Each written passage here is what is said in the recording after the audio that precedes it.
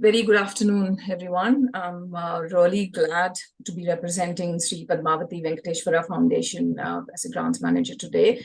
And thank you to the Wadhwani Research Centre at IIT Bombay for giving us this opportunity to introduce the Sree PVF funding program to you all.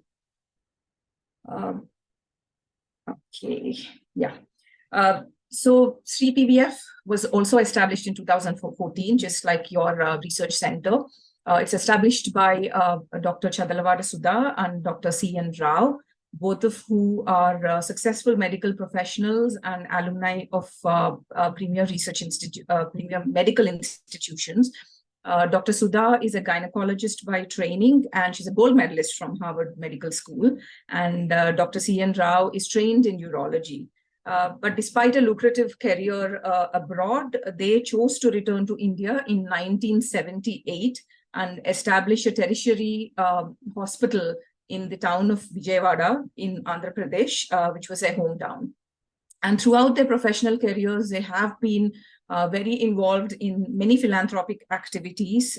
They have founded many charitable organizations and contributed to society in their own way.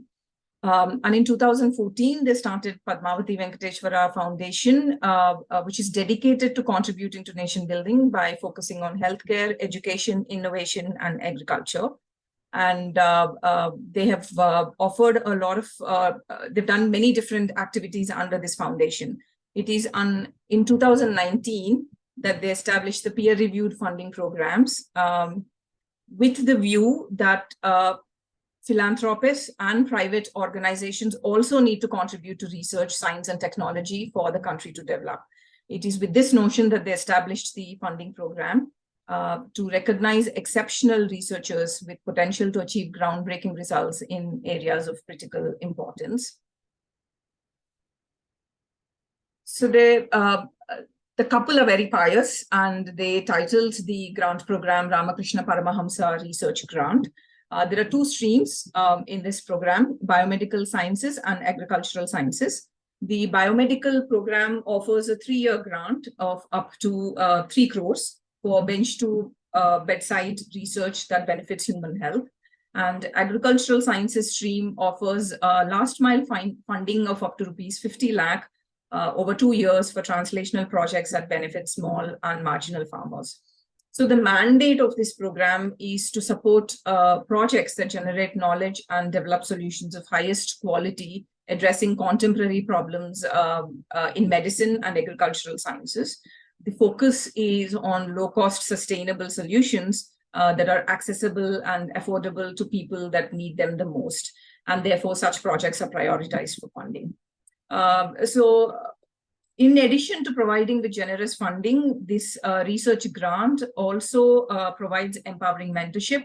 I say so because both the selection committees of both the streams are very actively involved throughout the grant period in helping the researchers develop their research such that the outcomes of the research are highly beneficial in the respective areas. And we are joined today by Dr. Jagadis and Dr. Falguni, and I'm sure they can vouch when I say that all the awardees receive a lot of very critical and important inputs throughout the funding program to help achieve their goal. So the Biomedical Sciences program was launched in 2019. In the first year, it was only to support biological sciences, but the focus shifted to translational solutions in 2020. So for the past 3 years, Sree PVF has been identifying projects that have translational implications for human health. We accept applications from any branch of science and technology, but again, the criteria is that they need to be cutting-edge bench to bedside translational projects. However, climate change, agricultural sciences, and ecological sciences are excluded from the ambit of this particular call. So the grant is envisaged as an enabler to deliver ready-to-deploy solutions that can lead to successful bedside applications. And we're always on the lookout for ambitious projects that have substantial and measurable impact on human health. So the key requirement of this grant is that the proposed research by the end of the 3-year grant period can lead to tangible outcomes that can immediately be translated to innovative tools, products, treatments, interventions that are readily accessible and cost effective, and therefore benefiting large sections of the population. So this becomes the underlying selection criteria for this particular stream. So the eligibility is very straightforward. We accept applications from all kinds of research institutions. The only criteria is that they need to be not-for-profit. For individuals, the minimum qualification required for the investigators is that they have a PhD, MD, MS, or equivalent. There's also an age limit. The lead principal investigator needs to be below 50 years of age by the full application, by the application deadline. There's also a 5-year exception for women. These grants do not offer any salary to researchers, and therefore another eligibility criteria is that the applicants have secured position at the host institution, and the host institution can provide them with space and resources required for the project. We do accept both single institutional and multi-institutional projects. You could have collaborators from research institutions, from for-profit institutions, you can also have foreign collaborators. However, the lead institution should be based in India, and also the money will only be dispersed to the lead institution. So they need to have the mechanisms in place to give sub-awards and disperse money to the collaborating institutions, including the foreign institutions. But SreePVF, the commercial collaborators or the for-profit collaborators in your application cannot have a share in the budget, though. So the provisions are also very straightforward. It's like I said, it's a maximum budget of 3 crores over 3 years, and the money is dispersed in 3 tranches, each tranche being no more than 1 crore. And eligible costs include equipment, personnel, consumables, travel, both local and international, contingency, overheads, outsourcing, and any other costs as required by the project, including costs for workshops, even if there is an unusual ask for your particular research project, you can put that in the application, and the committee will definitely consider it if they think it's required for the proposed research. SreePVF, we also give you the freedom to allocate the budget as you see fit, and there's also operational flexibility to interchange different budget categories after the award is made. However, it is important that all the requested costs commensurate with the proposed research, and they're very strongly justified. And at this point, I've already discussed that money will only be given to the primary institution in India, and they should put in place a suitable mechanism for sub-awards to collaborators in case of multi-institutional grants. So selection criteria, I've kind of already alluded to this a little. So the primary selection criteria for these grants is the translational value of the proposed research. How soon can this research benefit humans? And we're looking for tangible and innovative outcomes that can immediately be translated. They, again, just to emphasize, we're looking for cost-effective solutions that are accessible and that can impact large sections of the population. But other criteria also involve the novelty of the proposed research, the feasibility, the expertise of the principal investigators and the collaborators in carrying out the proposed work, the vigor and rigor of the methodology that's proposed in the application, and of course, how does the proposal compare to others in the cohort, because it is a competitive research grant. We also put in a lot of focus on the value of the outcomes and the impact that the research would have on human health. So we do ask for an impact statement in the application. So the selection process is 4-step. There is initial scrutiny for eligibility and remit by the office. And then the selection committee looks at all the applications for competitiveness and impact. And shortlisted applications are then sent in for peer review by experts in the field. And we try to get anyway, 3 to 5 peer review reports on each of the applications that are shortlisted. Then there's another round of shortlisting where the competitive applications are selected for an in-person interview where the decision on the final award is made. So it's a very rigorous competitive process. Our grant, there's one call per year, and usually the call comes out around May, June, around that time. We currently have a call open for biomedical sciences right now with the deadline of 18 September. And we take about 4 months for the shortlisting, the peer review, and the second round of shortlisting. And for this year, we are expecting that the interviews will happen in February, and by March we should have a decision on the award. And this is just a sort of a graph to show you the kind of applications that we've received in the previous 4 years. We received a total of 519 applications, so that's an average of about 130, I think, per year. And we get them from different streams. This graph actually does not do justice to the kind of areas from which we receive applications. But as you can see, the majority are from biomedical technology and applications. We do have applications from stem cell therapies, bioimaging, infectious diseases, neurosciences, AI-related applications, and also medicine and public health sort of applications. We do have a good representation in the applications received from the female applicants.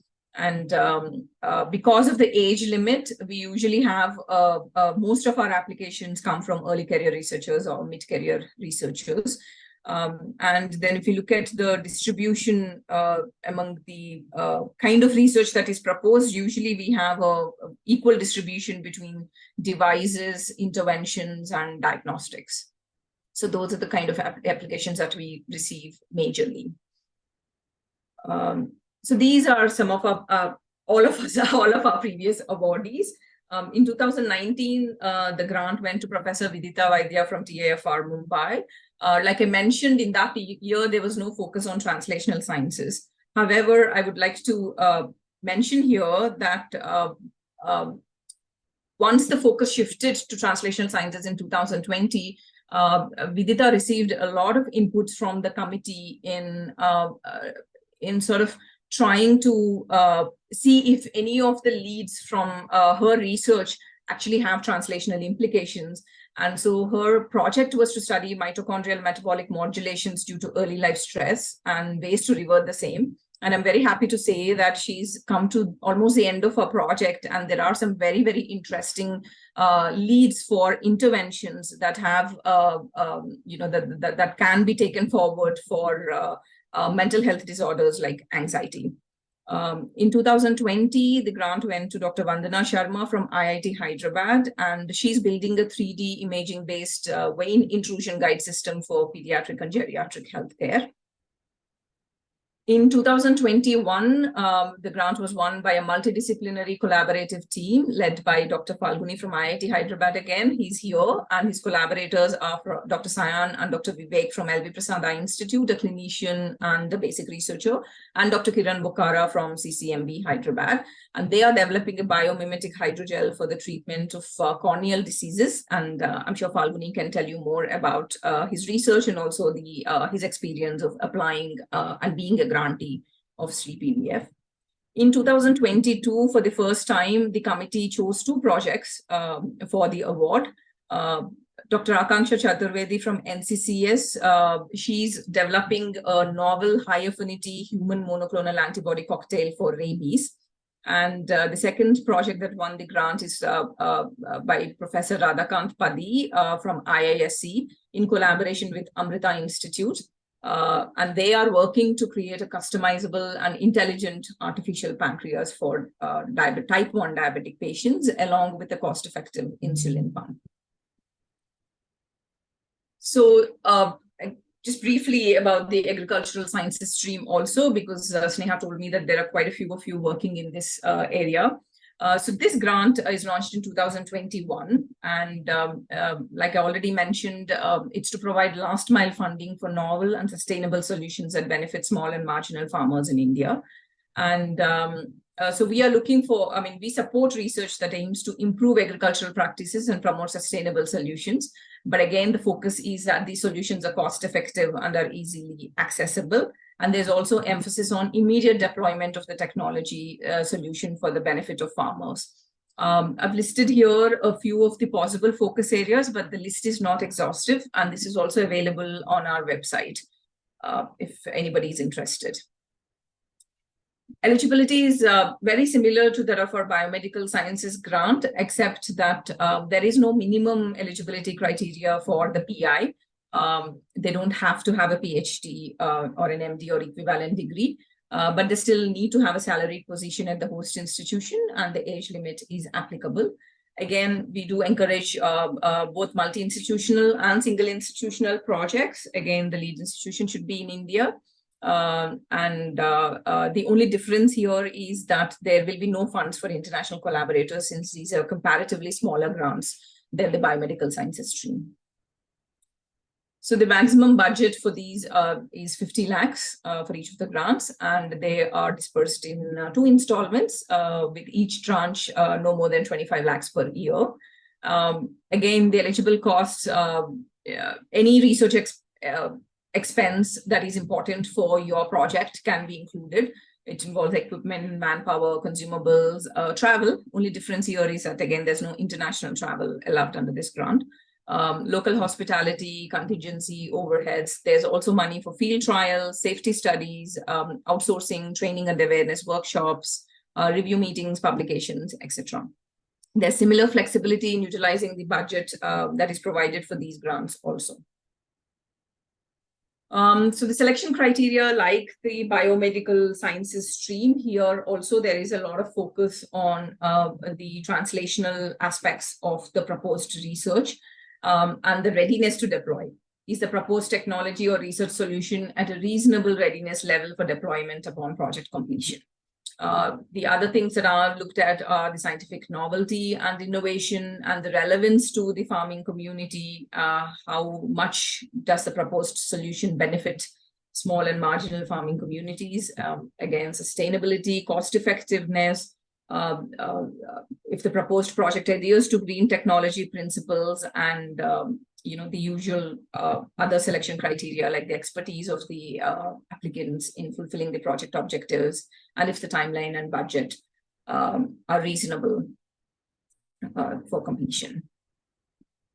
So selection process again is a little different from the Biomedical Sciences stream. The proposals are evaluated for remit eligibility and competitiveness initially, and each application is then allocated to at least 2 of the committee members, who then shortlist applications for peer review process.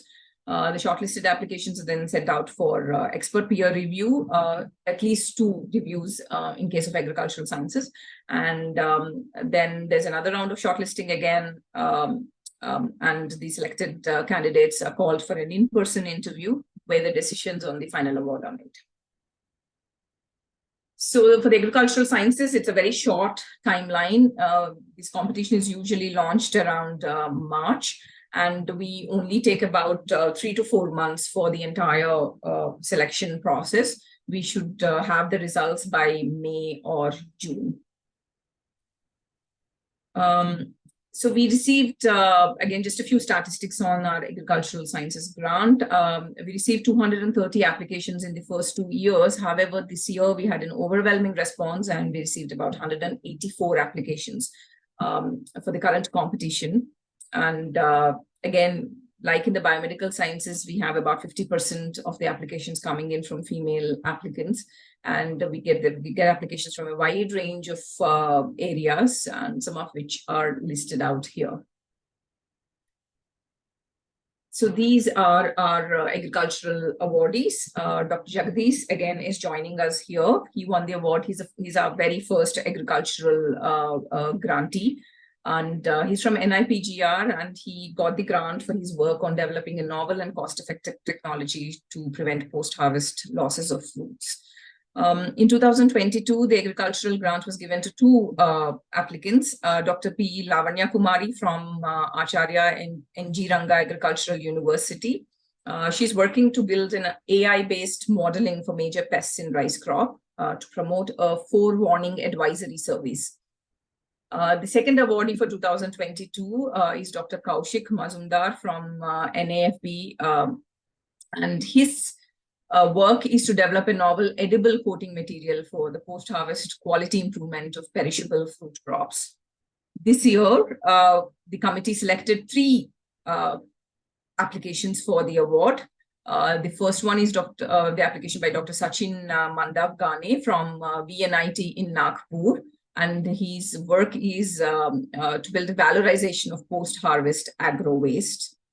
The second award in 2023 went to Dr. Srinivas Kiranambatapudi from IIT Roorkee, and he's building a virtual cow care system using cow infrared imaging analytical system, And the third award in 2023 went to Dr. Sunny from Maharishi Markandeshwar University in Ambala, and he's developing what he calls an assured biosensor for the detection and management of major apple viruses.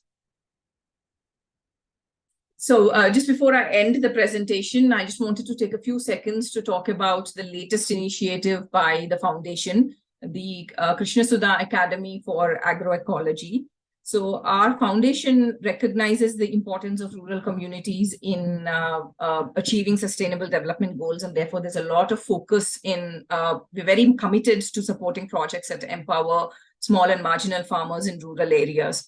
And in line with this, and to promote sustainable agriculture and agroecology, Sree PVF has collaborated with the Center for Sustainable Agriculture in Hyderabad to set up the Krishnasuda Academy for Agroecology.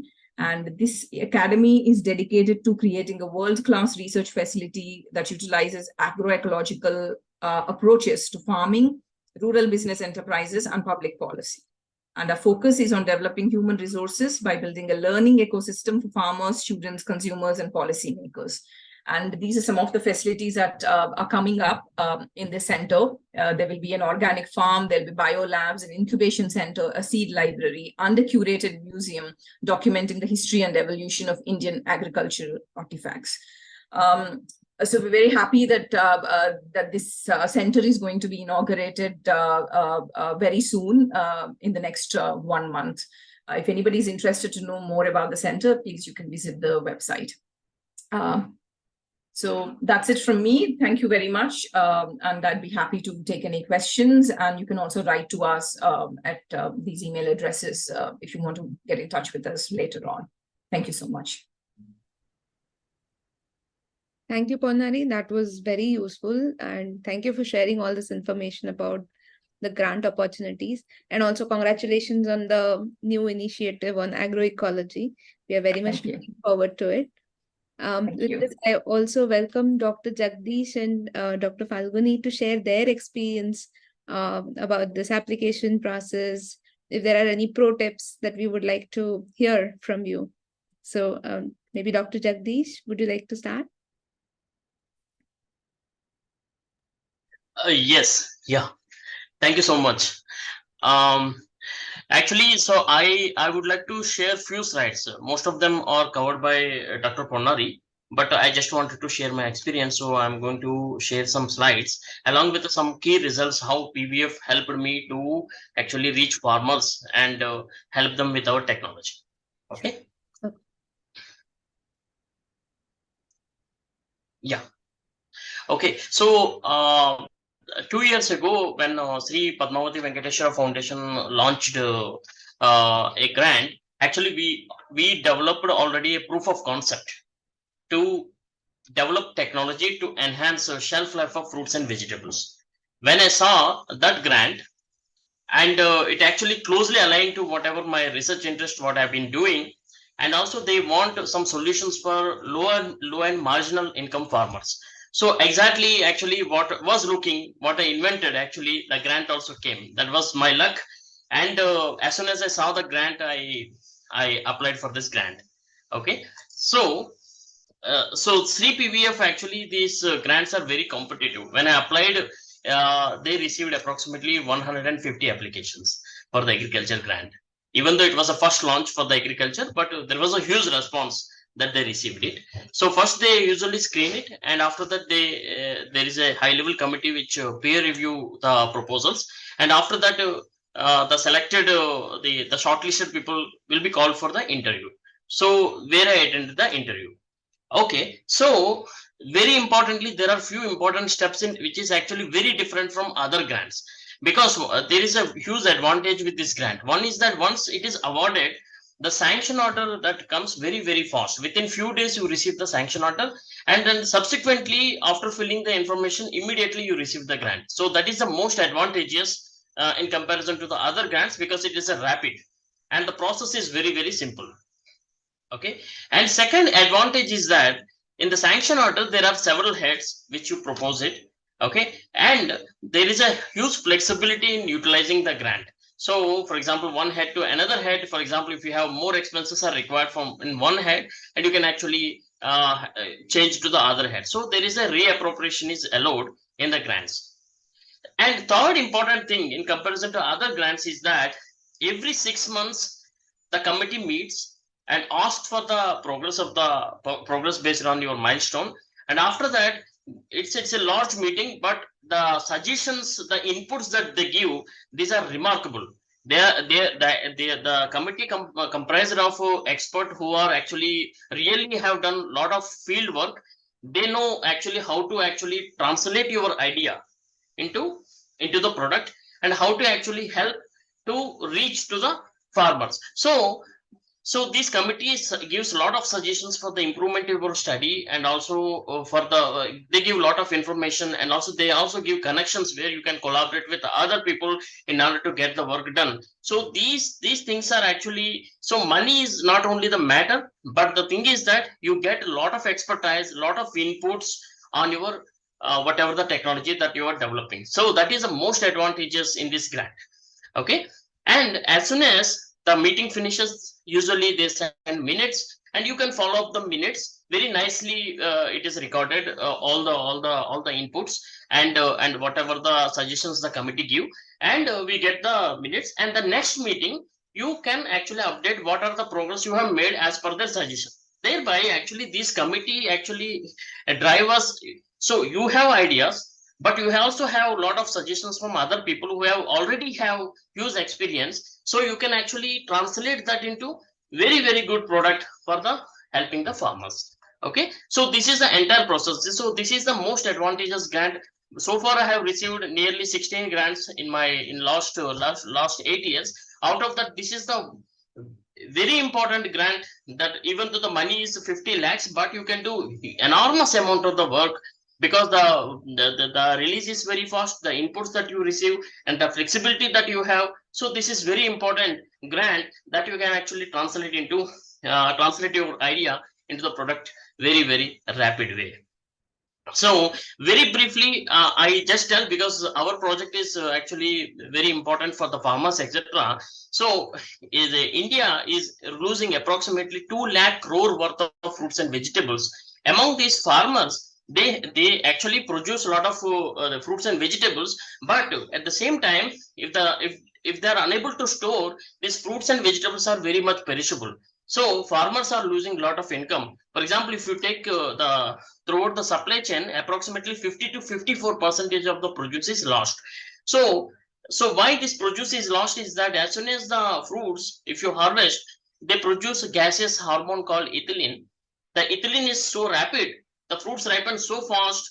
If you don't have storage systems, they can actually spoil, because fully ripened fruits are prone to the infections by the pathogens, etc. So Sree PVF has actually funded to we innovated a formulation that can enhance the shelf life of fruits and vegetables. I would like to in this proposal, actually I propose to develop a low cost solution for actually translating this formula in the form of a device where farmers can use it and store and also transport. So we have developed a lot of devices where you can see here, this device has 2 chambers, lower chamber and upper chamber. In the lower chamber, you keep the formula, and which can actually circulate and creates a modified atmosphere inside the box where it can actually enhance the shelf life.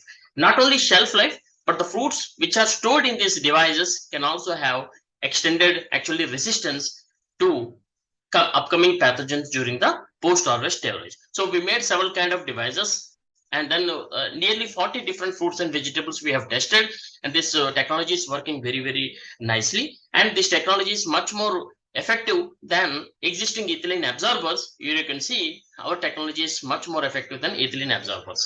So, and also when PVF actually funded, we also tested, because committee told whether it works in vegetables also. We have tested in vegetables also. In vegetables also, for example, here you can see okra, up to 15 days with our technology, without any refrigeration, we can store the vegetables. And also this bitter gourd, even the sprouting of the onion can also be prevented. So we have tested with the funds, we have tested the devices in the markets, where we deployed these devices and test outside atmosphere how they work. They are working perfectly. And we have done the industrial trials. We have also done trials in mandis, where a lot of fruits actually come and go. So it is perfectly working.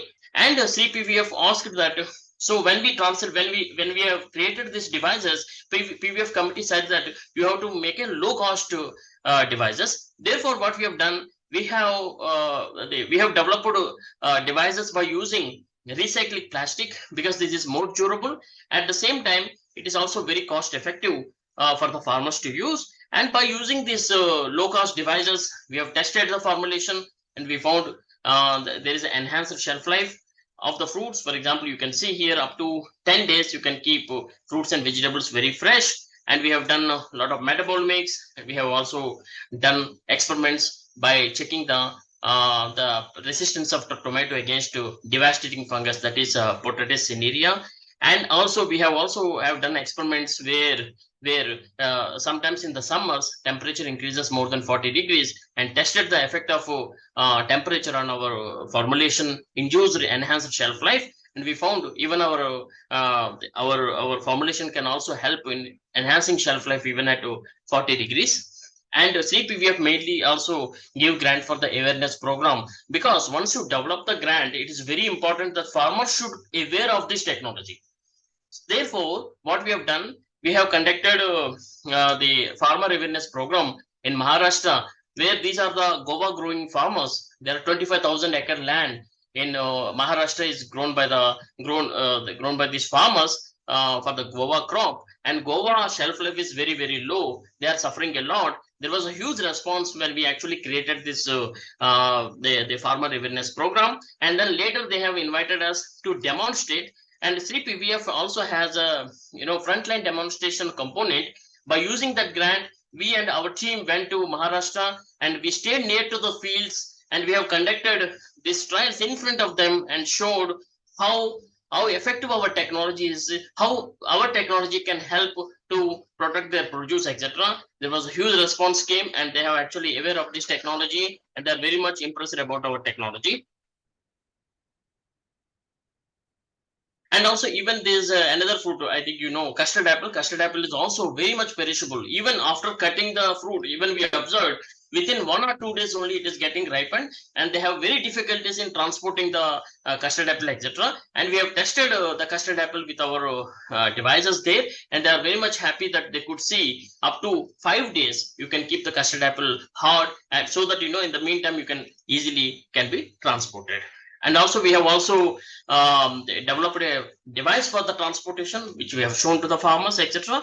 And also Sree PVF helped us to present our results in Expo. We have presented at 75 years of the BIRAC meetings. And also this also gives a lot of interest for us. What are the problems? We went to the markets and then understood what are the problems. For example, here you see a farmer, a small vendor who is selling this sapota, and he said that next day 50% of fruits are actually spoiled. So they don't use any kind of technology. So it is very, very important for a scientist not only to do the science, but also to understand the societal problems, what problems the people are facing. it is very important to actually know the problem, and based on their problem, we can develop our technology, we can adapt our technology to their needs. So this is the one which I have learned in this grant, that it is very important as scientists we do, but it's very important to do some contribution to the society which can benefit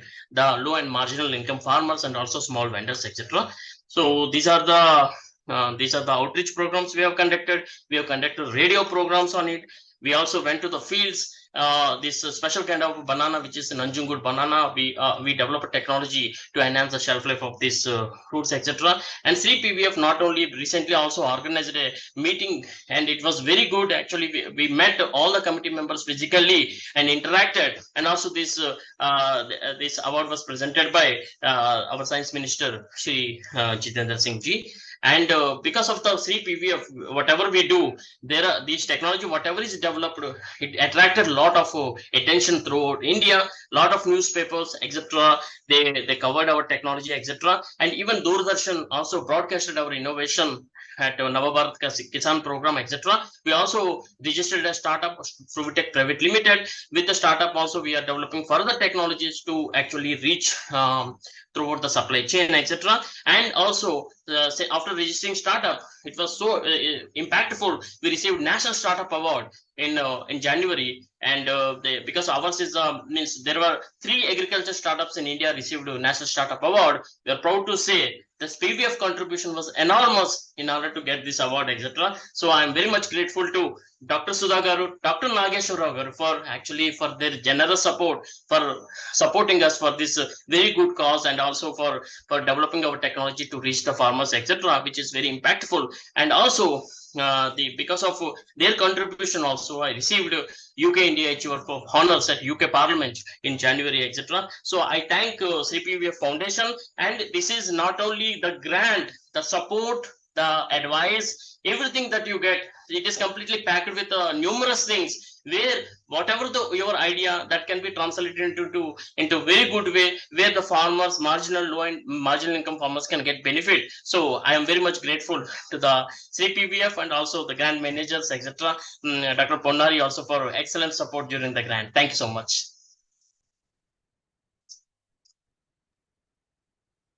Thank you, Dr. Jagdish. That was fantastic. Fantastic work. Very inspirational. You made some really important points, like understanding, science, and of course, understanding the societal needs and developing technology to adapt. So it's really, really amazing. Thank you for sharing your experience. Thank you for opportunity for presenting. I request Dr. Falguni to share your experiences. We would love to hear from you as well. Thank you very much. So Dr. Jagdish has already covered most of the things, like about the grant applications, about the steps and processes, all these things. If you want, I can also share about our project, but I think that's not very required. But what I want to share is that our experience with this thing, with this particular grant. As you know, in India, there are very limited or almost none private grants available, research grants available for the researchers like us. And for the last 7 years, we have been working in collaboration with Mr. IITH, Eligibility Institute, and CCMB to develop a solution for corneal blinding diseases. Like, because when persons get injured in the cornea, so due to any injury or acid attack, or due to anything, any burn or other thing, so the cornea, if the cornea is getting damaged there, then it develops scars. So that scar lead to the opaqueness, and that's why people lose their vision. So that's the common problem, and in India, probably almost like 6.8 billion people are suffering due to this problem. So when we started our work, so we identified that there is nothing, almost nothing, apart from corneal transplantation, no other medical treatment available for this kind of problems. So we thought of why not to develop some material-based solution, because I'm a biomaterial scientist and tissue engineer. So what we thought of, why not to develop a material to solve this kind of challenges. We started working on, and then we have come up with a solution that is that material is also taken from the discarded human tissues. If you know, in India, suppose the different eye bags, almost 1 lakh corneas are collected annually, then 50% or 40% of the corneas are generally discarded because they are not qualified for transplantation because of various reasons.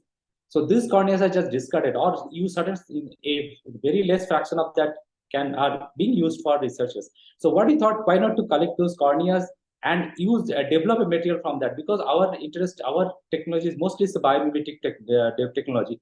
What we did, we collected those corneas, we visualized them. Visualize is nothing but throwing out all the cells from the materials, and then we develop a hydrogel from that material. And that hydrogel we tested, first we tested in vitro cell culture we have done. And from my interaction with Dr. Sayan Basu, he's our clinical collaborator from Universal Institute.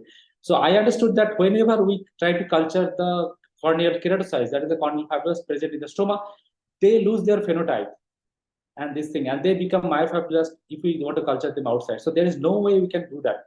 So then we tried, why not to try our material, culture them. Then we found that this material is definitely something that is preventing that myofibrostic differentiation, or it stopped and maintaining the fibrostic morphology. So that is the starting point from which we thought that this material can be a useful material for corneal diseases. And then we did a series of studies. As I mentioned, we have been working for the last 7 years. And we did a series of in vivo studies and other studies also. Then we found the real potential of this hydrogel to prevent corneal scar tissue formation. Because what happened, whenever there is an injury, the corneal fibroblast, they become myofibroblast, and they down a lot of collagens, and by that the scar tissue form. That is the actually process of scar tissue formation. But what we found that when we put this hydrogel in our in vivo study, put this hydrogel in the rabbit cornea, injured cornea, then it prevents that myofibrostic differentiation and also prevents the dumping of collagen. In spite of that, the remodeling is happening, a constructive tissue regeneration happening, and by that, a transparent new cornea is getting developed with this hydrogel. So with that, that's what we found. And then we have done, as I mentioned, we have also targeted other grants, and we could successfully got a few grants, and we could do all these things. Then our next attempt to do, why can't we go for preclinical and clinical study? Now, if you know, in India, there are very, very less grants that supports clinical study. And then that opportunity, we get this from this grant. We thought whenever we got to know about this grant, the first thing we noticed that, yes, this grant can support human study, because this is highly translational. They want translation, they want deep science-based technology, so all these things. So, and we have, our thing is also because this technology came out of research. So we thought this can be a potential thing to apply for this grant. So our team, we decided to apply for this grant. And then in 21, we have applied for this grant. And this, as the process, Dr. Jagadis has already mentioned, the process is very thorough and also transparent. And you get to know each point, you get to know about the outcomes. Like suppose the first screening, you'll get to know the project is shortlisted for the next round. So then you will get to know when the next round, this peer review process is done, then you get to know the comments of the thing. And not every grant they provide you the comments of the reviewers, or examiners. But in this case, we got to know the comments. And there are, in our case, there are some international reviewers also, and they have highly rated our technology, the solutions for this one. And one comment I remember that though this is a very simple solution, but they have used a cutting edge technology. So that's what actually this grant meant for. If you have a cutting edge technology that based on pure research, deep research, and you would like to take it forward for translational, then definitely this grant is for you. And they want bold attempt, because in our case, till now in world, there is no hydrogel applied for corneal tissue. The hydrogel is actually available in clinics for corneal regeneration or this kind of corneal constructive surgeries. So we have attempted this bold thing that our hydrogel if we can use for human study. So with that intent, we have applied for this grant, and we could successfully got this grant. And then when we got this grant, then the other process actually, as Dr. Jagadis already mentioned, the processes are very fast. Like you got your award letter in April. In March. By April, you will get the first tranche of money, receive the money. So the receiving money is always periodical, and it is secured. So there is no this thing that once they receive the first year, second year also the same thing. In April, we again got the money for the second year tranche. So that money is the fund flow is not a problem. So you can always plan your experiments. You can always plan the expenditure, different steps. Because in our case, there are a lot of things we have to do that we have to outsource the thing, like the preclinical studies that we are doing. That has to be done the first process, the manufacturing of the hydrogen has to be done in a GMP facility. So we could plan that. The next step is our preclinical study, where it has to be done in a GLP facility. So we could identify a GLP facility in Hyderabad. We got the requirements from them, what is the budget for them, and we could actually plan this because there is a fund flow in a timely manner, fund flow available for this grant. The another thing, as Dr. Jagadis has also pointed, Dr. Ponnari has also pointed, that the mentorship and handholding. The committee is always there to listen to you, to support you, to provide feedback, to provide advice, all these things. So whenever we approach in our first year review, also the committee visited IIT Hyderabad facility, our facility. The committee member, they could come, they could see, and they had spent one full day understanding our process, understanding the technology, understanding the challenges, and they could give a lot of feedback based on this thing, based on our discussions. So that we are very happy that the committee spent a whole day with us, and we could get a lot of feedback from them. And also now the grant, as you know, the grant is 2022 we started. So this is the first year we completed. Now second year is running, and we are going ahead with all the milestones. And that's all I want to share. If you have any questions, I'll be happy to answer. Thank you, Dr. Falguni. It was very useful. Thank you for sharing your experience. I'm pretty sure a lot of our participants have questions for all of you. I request participants, if you have any questions, you can unmute yourself and you can ask the question. We have received some questions in the chat box as well. So maybe once you're done, I can ask those questions as well.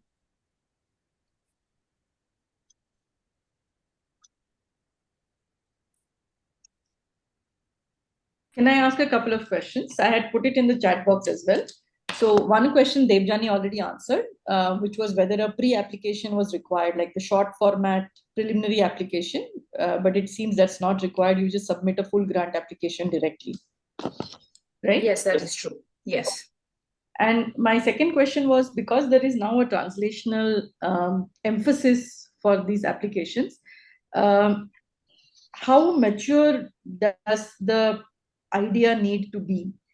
Because many of us do fundamental research, and there is a translational angle to it. So for instance, are we required to a priori identify partners who will help take the next step forward? Like how mature, with translational means, yes, of course, translational, but how immediate does the translational outcome need to be? Right. Yes. So it's slightly different for biomedical sciences stream and agricultural sciences stream. So I think, Shrilaja, you probably are referring to the biomedical stream. Yeah. And nice to see you, by the way. Yeah. So so for the biomedical stream, we do not, I mean, even in our application anywhere, we do not actually mention a TRL level or anything like that.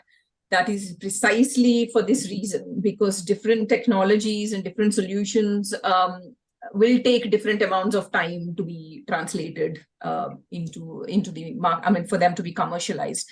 So the focus, as I've presented in my presentation, you know, the one that I had in red, so the key requirement is that by the end of the 3-year grant period, you know, whatever is the start of your research project, whatever level it is at, but by the end of the 3-year grant period, it should be in a position to then be taken to I mean, of course, 3 years is not enough to, you know, for commercialization or for the entire, I mean, depending upon what the solution is for the, you know, all the clinical testing and all of that. But the idea is that by the end of the 3-year period, it is almost ready to be taken to those steps. Okay. You know, so, I mean, so it is not, I mean, it is not like, the funding is not for proof of concept, definitely. Right. So there should be already a proof of concept, already a very strong proof of concept available, so that these 3 years you can do whatever is required to be done to take the solution to the next level, the step just before commercialization, really. Okay. And in terms of the commercial partners, so in the grant application, we do have a question that asks you what you think who you think are the potential partners for commercialization. So you don't have to have them on the application. You don't have to have them as a collaborator on the grant application, but you have to identify who these potential partners are that can help you with the commercialization process.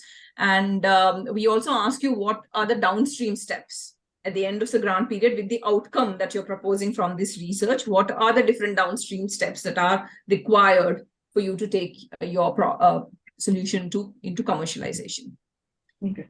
Okay. So all the award, I mean, all the projects that I spoke to you about, also all the awards, also they're all at different stages. They're all at different TRL levels, also. So I mean, I wouldn't. There isn't one specific TRL level that we are looking for. Okay. But the idea is that we do want projects that we are sure will be, have the maximum potential for commercialization. Basically, that's the thing. Okay. Yeah. Got it. Thank you, Ponnari. Hello. I have a doubt to ask. Yes. Hi, Preeti. Ma'am, I'm a PhD student who is in the stage of completing my thesis. Like in 1-2 weeks, I'll be submitting my thesis. The technology that I have developed through my PhD project is in TRL4, which will be changed to TRL5 in a couple of months. So I was wondering, am I eligible to apply for this grant if I am incubated through some technology incubator in IIT Bombay? Once you're awarded your PhD, you will become eligible, Preeti, because you would then have the minimum qualification required. Yeah, my degree will be given in the month of January to February. So that is there for sure. I just want to know, can I apply right now? So the moment you give the grant, not as the lead PI, Preeti, because you will be disqualified because you do not have the degree yet. Okay. And also they do look for, I mean, they are one of the criteria for one of the selection criteria that you noticed is also like, the expertise of the PI, and, it is a very competitive grant, and they are going to be looking at your competitiveness with others in the cohort and the expertise you bring. So for early career researchers, I highly encourage that you have experienced collaborators on board who can help you with in my team right now, I have like 2 doctors, 1 strategic head, and 1 my professor who's an advisor. Like we have a very good team. Just the degree issue. So So yes, unfortunately, you will only be eligible next year. Okay. Okay. Yeah. Yeah. Hi, I have a question. Yes, this is more related to the biomedical sciences grant, because all these grants are focused on translation. How important is it to have a clinician in the team? I'm asking because I saw Falguni's team had clinicians, and many of the later teams also seem to have clinicians. So is not having one be a major negative point for a grant proposal? I mean, depending on what you're proposing, if the clinical inputs are required, then we do ask that you have a clinical collaborator on board. But I mean, as a collaborator or as an advisor, but it is important that there is a clinician on the team, depending on, for that point, yes.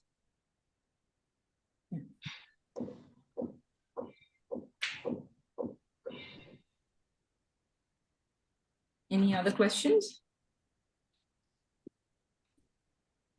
Shakti, you had a question, right? Would you like to ask here? Yes, ma'am. Actually, I'm first year PhD student, so I think I'm not eligible for this funds. Yeah, I got my answer. You answered it previously, so I got it. Thank you. The PI can be the advisor, right, Ponnari? Yes.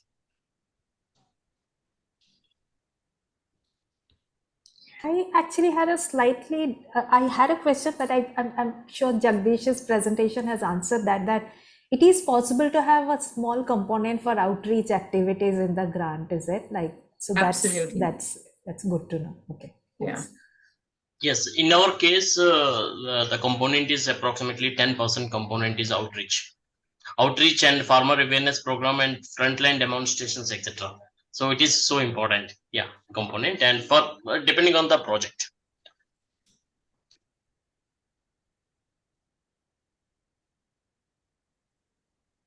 I am having one question.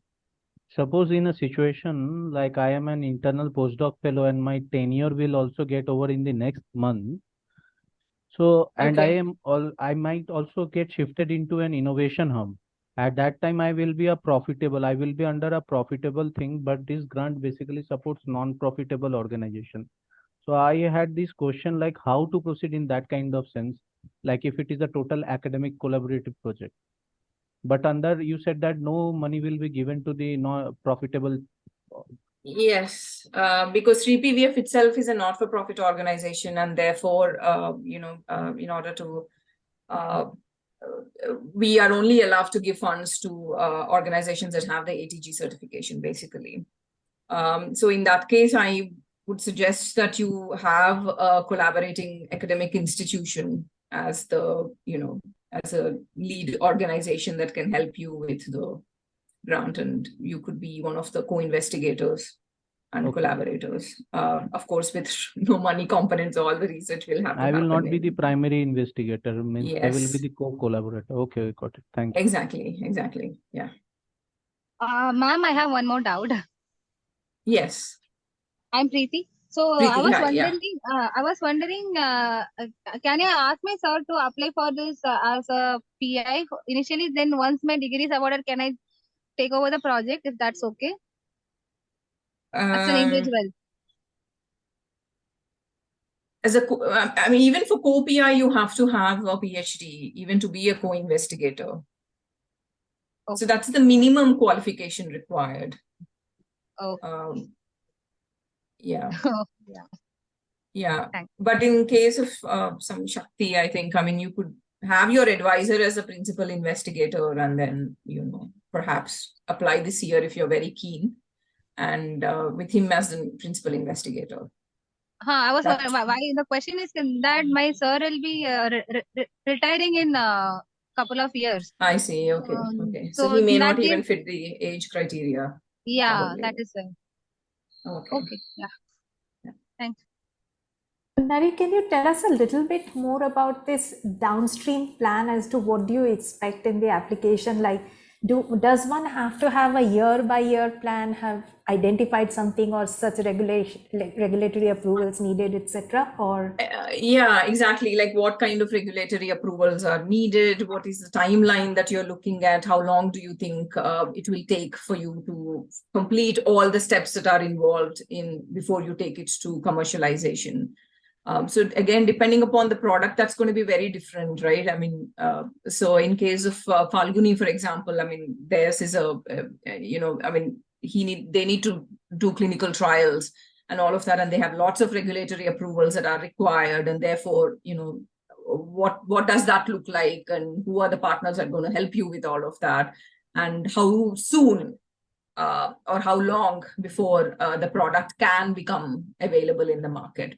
So basically a projection. So the committee understands what we're looking at, basically. but that potentially might change, right, as one goes through the thing, and because new things come up and Yes, all yes. of this. Okay. That is understood. That is why they say potential partners. What does it, so it's just for us, for the committee to have a sort of an idea as to, if this project is funded, then what is the possibility and how long are we looking at before, commercialization happens. So that is what they're looking for.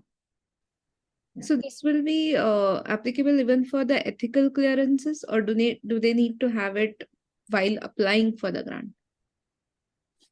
They don't have to have ethical clearances while applying for the grant, but of course, to carry out the research before you initiate those studies, you will have to have the ethical approvals in place. So that becomes one of the conditions of the award. Okay. Yeah, but not at the application stage, not required. Okay. All right. Thanks. Yeah, so I have one more question. Can you walk us through your website, like what is the template, how we are going to apply it, like any brief introduction of your website? It's SreePVF.org. I am into that. I can only find the application starts at 15th June 2023.